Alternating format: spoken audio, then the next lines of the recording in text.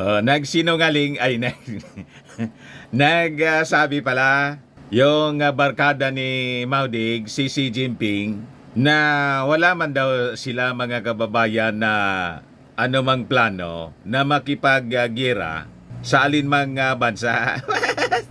Maniwala ka man na dyan, Mr. Maravillas. Hindi man talaga po ako naniniwala, mga kababayan. Kaya lang, siyempre, nagkwento si Xi Jinping nang makausap po ni US President Joe Biden doon po sa APEC Summit.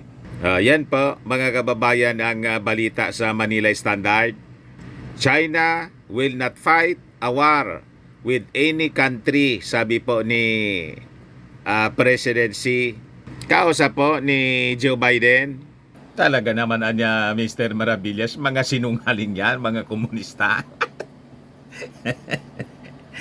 Ganun po ba? Double talk po ba? Double talk talaga niya, Mr. Maravillas. Sige nga ang palakas ng kanilang military at nag-establish pa ng military base sa hindi nila territory. Dito po sa West Philippine Sea. But before ko, mga kababayan, ibigay sa inyo yung kwento, click subscribe muna dito sa ating YouTube channel and hit the notification bell para lagi po kayong updated sa mga kaganapan dito sa ating bansa, pati sa buong mundo po. Like and share na rin po ninyo ng ating video at huwag na rin po ninyo, mga kababayan, na skip yung ating mga commercial ads para tuloy-tuloy lang ang pag-unlad ng bagong Pilipinas. O sa mga naghahanap pala po ng malinis at spacious fitness gym, bumisita lang po kayo sa aming Colossal Fitness Gym. We also offer Grab car, ka-rental po with our brand new 2023 model ng Toyota Innova.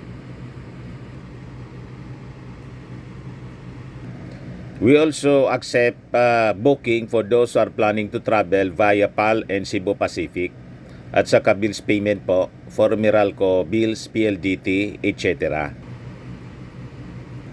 Ang Colossal Fitness Gym po ay matatagpuan sa 3rd floor ng Security Bank Building, Lanco Business Park, Legazpi City, Albay. For your inquiries, look for Jilon Maravillas. Contact number niya po 0966-802-0949.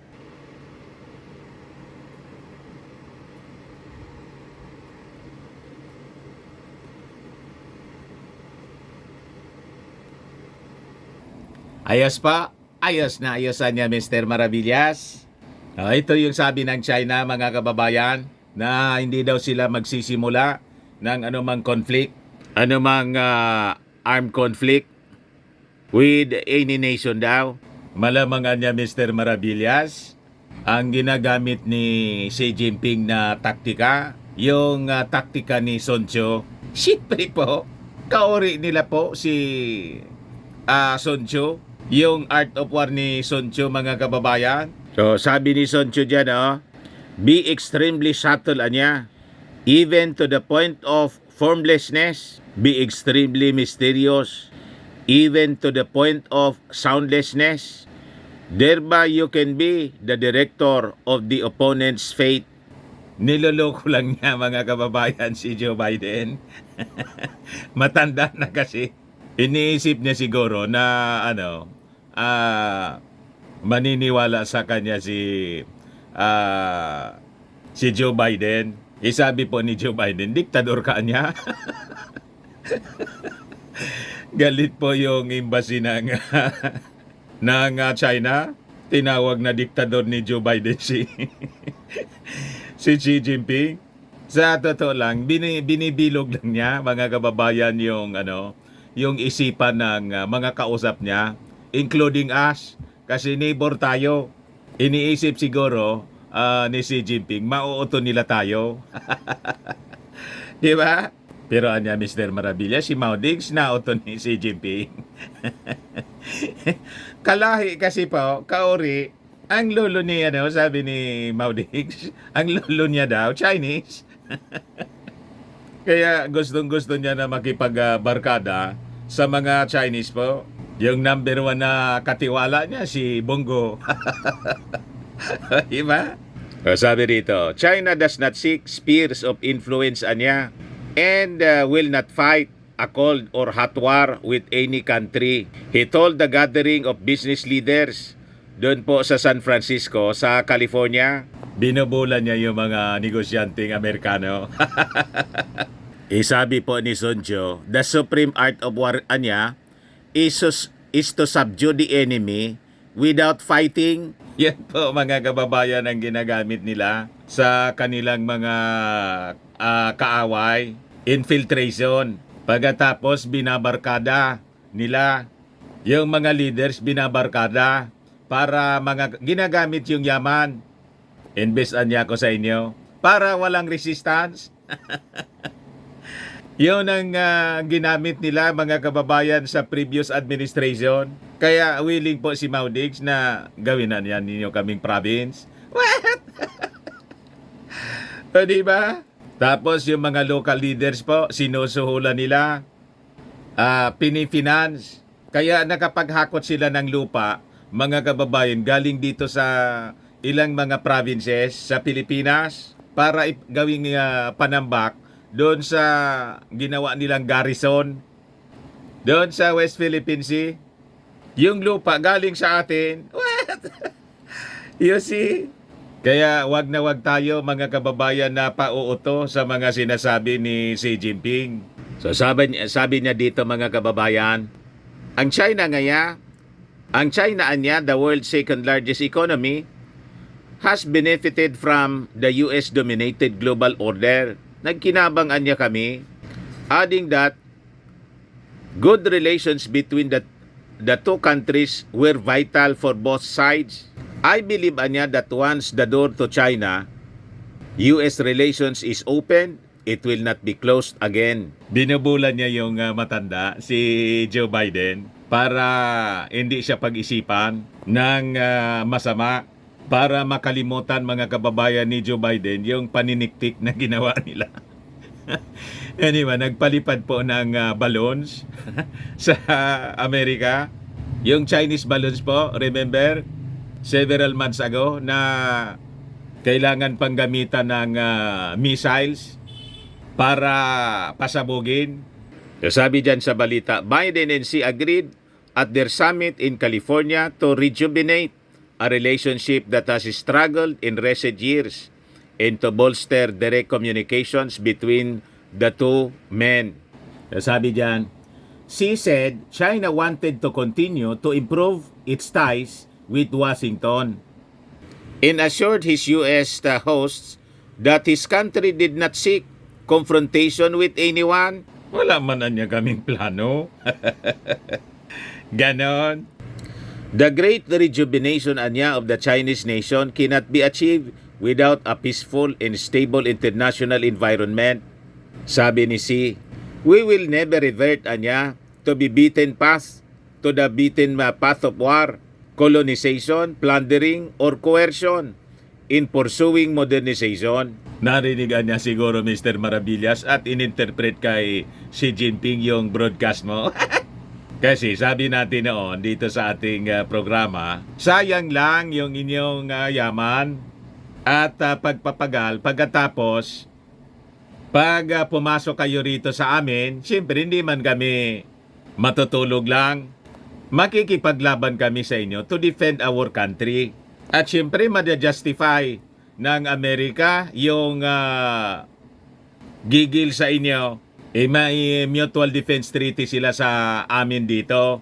Tapos, sasaklolo pa yung Japan, sasama yung Australia, pati European countries, o di World War III. Sayang yung pagpapagal nating lahat.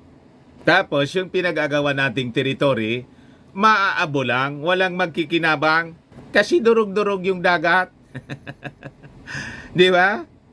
Nuclear exchange, kahindik-hindik ang sasapitin ng bawat bansa. Kaya nga yung sabi natin, live and let live lang. Kaya tama yung sinasabi po ni Xi Jinping dito na hindi nila hahayaan Kaya daw hindi sila wala silang plano na makipag-gira sa alinmang bansa. Kung yan talaga yung totoo yung sinasabi po ninyo, sabi ng aming DFA, tanggalin na ninyo yung mga structures na inyong iniligay dyan sa aming territory. Ito yung panawagan po ng Department of Foreign Affairs. DFA to China, remove illegal structures, cease reclamation. Yan po yung ginawa nila dyan. Kung talagang ayaw ninyo ng gulo, di ba? So sabi rito mga kababayan ng DFA, refusing to bow down to China's demands, the Philippines instead asked Beijing to remove its illegal structures sa West Philippine Sea. The DFA issued a strongly worded statement against China in response to the latter's latest incursions in the West Philippine Sea.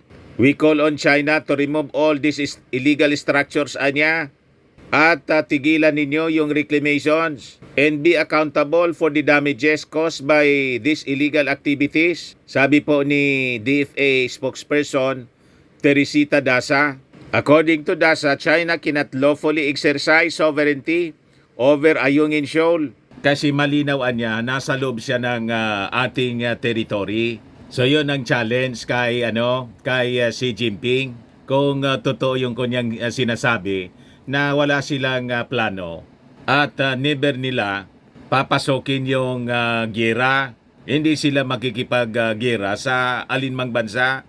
So sabi dyan, however, China condemned Biden's description of Xi as a dictator as extremely wrong after the two leaders wrap up a summit in California. Tinawag kasing diktador ni Joe Biden si Xi Jinping.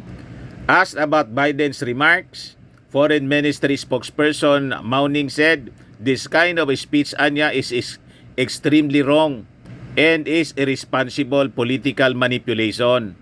China firmly opposes it." Ya, diktador man talaga si Xi Jinping. Di ba? But speaking after his meeting with Xi on Wednesday, Biden told journalists he still considers the Chinese president a dictator.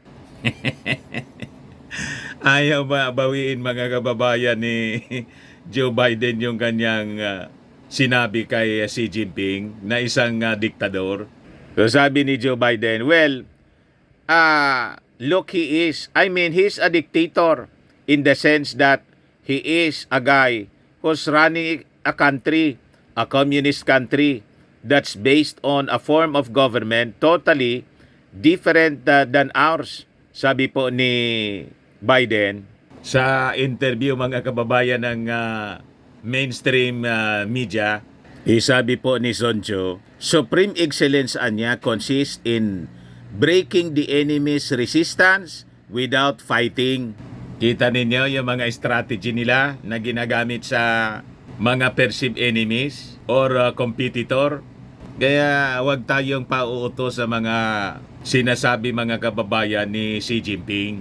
Kaya tama itong ginagawa ng ating Pangulong Bongbong Marcos na lalong pagpapalakas po sa ating military alliances with like-minded nations. Yun man lang po mga kababayan. Baka lang gusto ninyo po itong itry. Firmax Firming and Lifting Cream. Pinapahid po sa mga pulses and affected area. Mainam po sa paninigas ng mga kaso-kasuan.